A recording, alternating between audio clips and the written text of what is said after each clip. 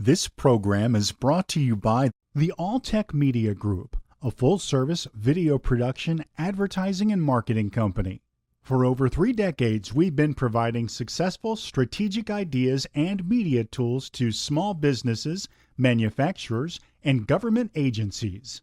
The Alltech Media Group is a one-source marketing solution, from videos and print to digital and social media for the manufacturing industry. Compare the difference in our customer service, the difference in our creativity, and the difference in our quality of work. For a free marketing evaluation, contact us today.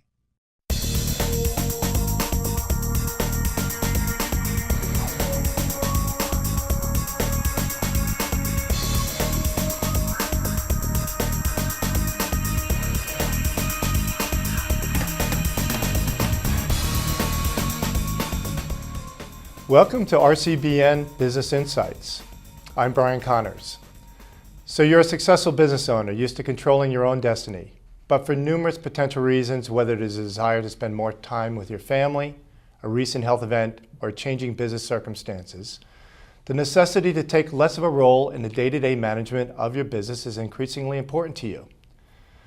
If you are having that internal conversation, we have some thoughts and ideas to share with you that can have a significant impact both personally and financially on your transition to the post-business ownership phase of your life.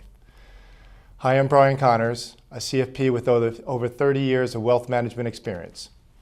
And over the next 30 minutes, I'm going to share with you some important facts and concepts and interview a knowledgeable exit planning experts for you to help you make a successful business transition and avoid the pitfalls that may sabotage your retirement plan dream. With me today is my guest, Bill Ellermeyer, a premier executive transition coach. Bill, welcome to the show. Good to be here, Yeah, Brian. glad you could join us. So Bill, you and I have had this conversation numerous times about what's the word unretirement mean? And why are so many business executives right now in a phase of their life that has some unique challenges that they may not know about?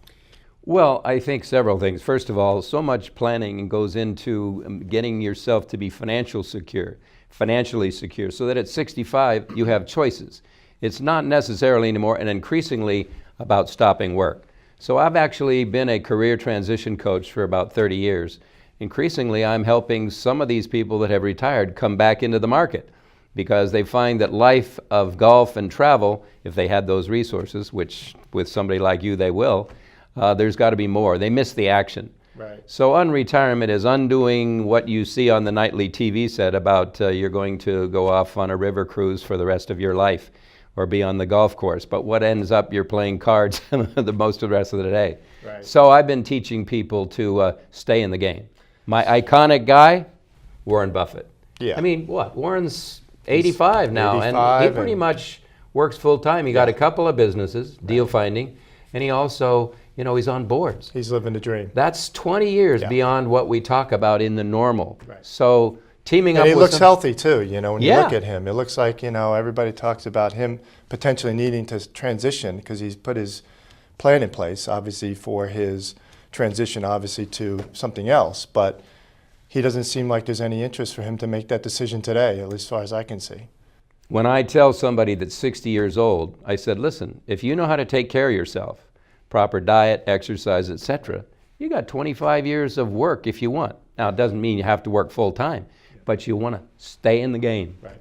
So you were telling me about a recent executive that you started working with and what he's doing. And tell us a little bit about that. Yeah, Robert, one of my latest clients, started a retail store up in Baldwin Park like 35 years ago. He built that store into, I think it was close to 300 stores. And over that 30-year period, he grew the business. Eventually, he sold to private equity. But beyond discussions with his wife about travel and playing golf, he didn't really do any planning about what he'd do after the sale of the business. Right. What happened after he sold the business, after about 9 months of this routine playing golf, more playing cards. So it just seemed a lot he of people said, you know what? right? He missed the action. Yeah. He missed the action. And that's the key. High achievement people are used to making things happen and getting things done. They got to have some purpose and passion in their life. Right. So Robert, my guy, I started working with him, and of course he came out of a business, so I got him on the board of a small manufacturing firm that was similar to the products he used to work with. Right. Then I got him working with a turnaround consultant, helping in his industry again. So Robert is now working, I'd say, 60% of the time, and at 65, he's thrilled with that. Right. He doesn't need to work 100%, but he keeps his hand in the game. Right. And that's what the new model of retirement is and needs to be. Yeah. So what are some of the things that you coach your executives on in terms of how do they make that transition, in terms of what should be thinking about? Well, they got to be thinking ahead of time what they're going to be doing. And of course, one of the key things is knowing what your passion is. I'm very heavy on the assessment phase of working with a client, going back into their life and finding where they were passionate. Really, basically, it's called skills work. I mean, back in the 1920s, the Department of Labor discovered that if you catch somebody doing something they love, that's where they're going to be using their skills. Right. And then a famous author, Richard Bohl, did a book called What Color is Your Parachute? And in there is this process called skills. Instead of taking a personality test, it's breaking down your achievements and looking for those inherent skills, or what I call your natural motivated abilities, and find the 3 or 4 things where those are, and then put those together with your experience, right, and your passion and your values, and create a new plan. So what are some of the trends that you think we're going to be seeing going forward regarding that with this post-retirement phase, or this, I guess it's not post-retirement, in this case, unretirement phase of a business executive's life? I think the idea of retirement meaning stop work, that model is going by the boards. Now, if you're doing a physical labor job, you're gonna maybe phase into something else. So what I'm hearing you saying is that you're kind of communicating to executives not to use the R word. Exactly. Word. You know what the R word means? First of all, it says, you're no longer a player. Okay? And guess what? You're not invited. Yes. And you know what? You ain't that interesting. And isn't that that's amazing. I think I find that myself, is that when I'm communicating with people, that you can talk about 3 things. You can talk about things, you can talk about people, or you can talk about ideas. The ones I normally gravitate to the most these days is people that talk about ideas. And if you're retired, I think that's less and less of what you're talking about, right? It's more about my pains, my challenges, Absolutely. Health issues. When you say you're retired, you're irrelevant to the working world. Which is kind of sad. It's very sad, because you have more knowledge than you can make a contribution, and you just need to reinvent yourself. Yeah. But don't stop work. Retired means you're too old. Yeah. And in conversation, if you say you're retired, you become a different animal and you're not of interest to. And most people are out meeting people all the time or networking. When I hear somebody say they're retired, I try to help them. I say, listen, don't use that word, because you're consulting. You're doing several little things. You're interested in automobiles. You and your partner might get refurb that old 55 Chevy. But don't use the retired word. If you have to use it, I retired from the XYZ company. But don't use that word in terms of that's what your life is now. You're not retired. You're already doing these things. And so don't use that word. Right. Yeah, I'm in the retirement business, of course, as a financial advisor. And, some of my clients as well ask me, like, when are you going to retire, Brian? And it's an interesting question, because, it's like, well, are you going to be around? I mean, they're wondering. I guess they're also thinking themselves, like, do we need to make some changes as well in terms of the future? And, I think when I first got into the business, it was all about getting this magical number on the balance sheet, and then that's it. That's your ticket to freedom. But in my case, since I work for myself, I kind of already do what I like to do, and I do get enough time off. Why would you quit? I say to myself, why? Brian, you can be doing that when you're 90. So it's a very different world. So the retirement planning that you're doing, it's about having the money to have the flexibility. Is important, because you have to That's have the most important. resources. You got to have the financial resource when you're 65, but you also have the ability now. If you want, with your wife, go off to Italy for a month, you can do it. And this is why you and I have these great chats, because Absolutely. I'm working on the financial and numbers side. Yes. But there's that side of your life that if you haven't planned for it or thought about it, you're going to get to that goal and then find that it isn't what you think it is. Because you know what, in this new retirement, you need structure. You're used to structure. Yeah.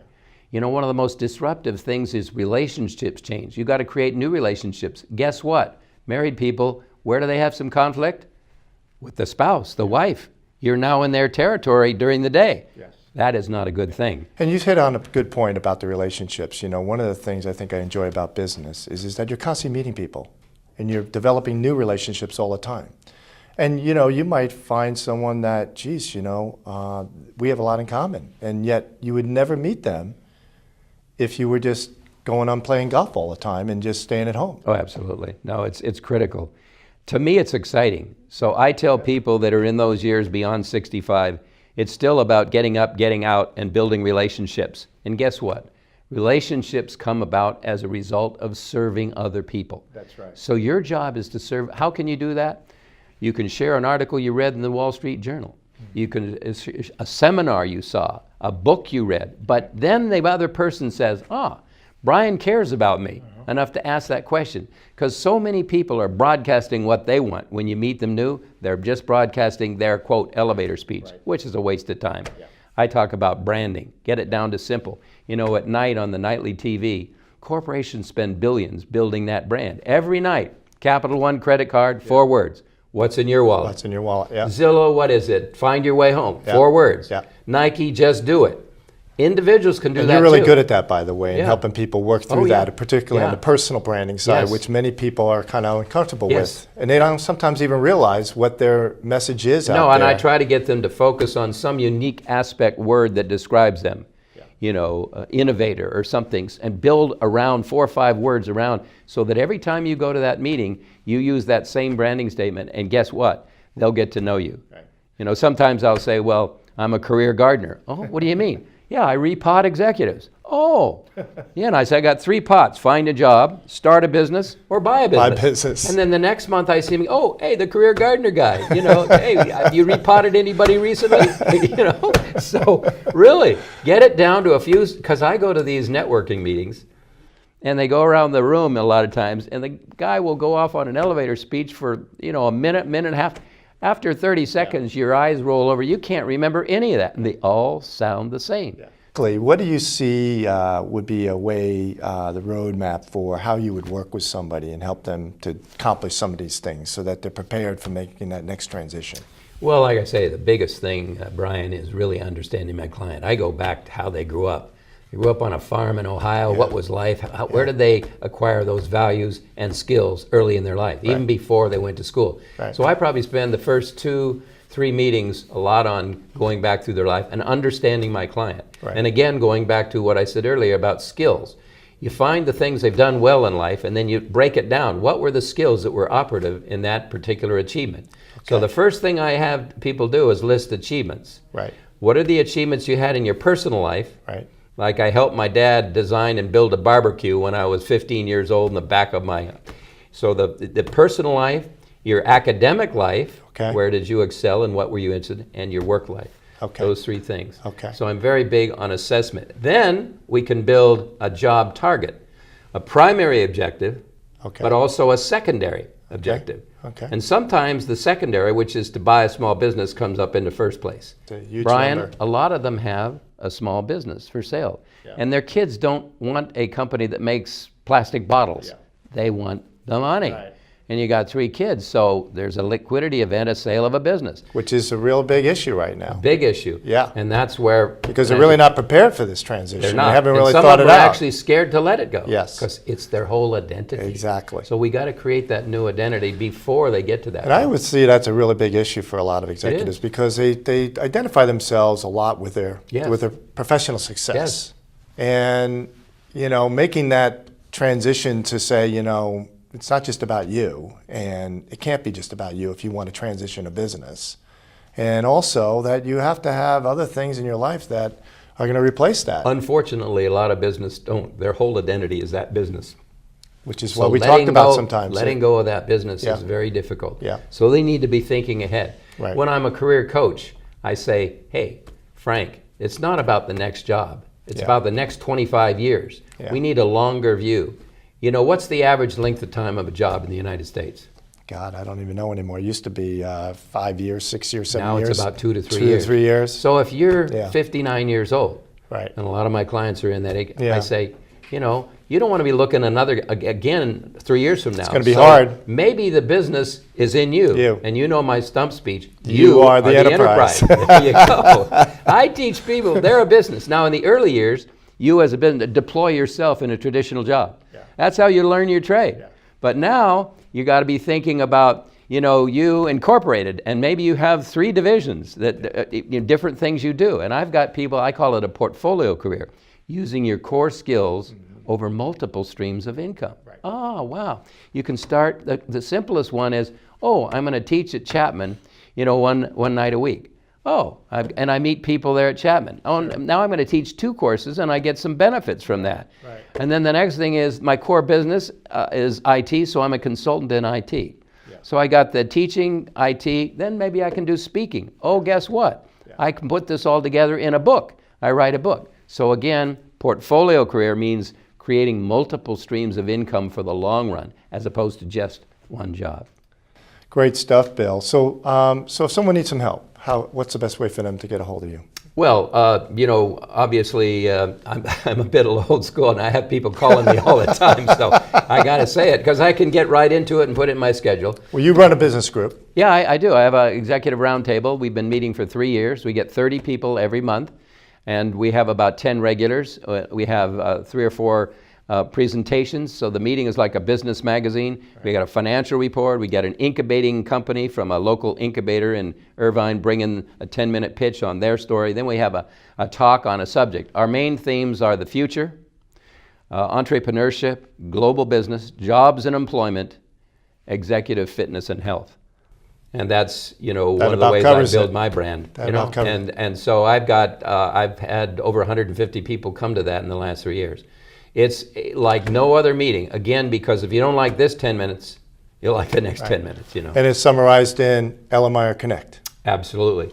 My email, bill@ellermeyerconnect.com. bill@ellermeyerconnect.com. Great, Bill. Well, great having you on the show. It's been a pleasure. Excellent conversation. And he is the connector, knowing him for over, I guess it's a lot of years now. But if you're an executive looking for some help and transition and thinking about the next phase of your life, Bill would be the go-to guy. Bill, thanks again for being with us. Remember, you setting your objectives will direct all subsequent planning efforts and actions. Clarifying your goals and values now will allow you to successfully exit your business. The most important is taking strategic action today to execute your desired business exit plan. Remember, the most significant factor that impacts your ability to leave your company successfully or unsuccessfully is creating a company with what we call transferable value. And that value does not include you. A key point to creating transferable value is to execute daily on working on your business, not just in your business. So start your today with your business exit plan in mind.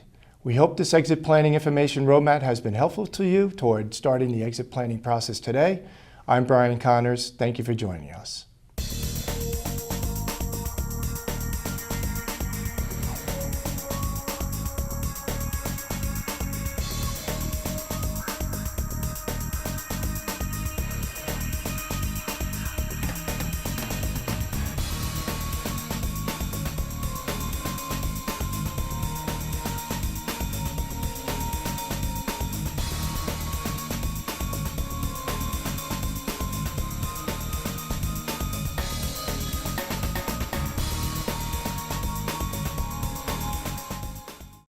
This program is brought to you by the Alltech Media Group, a full-service video production, advertising, and marketing company.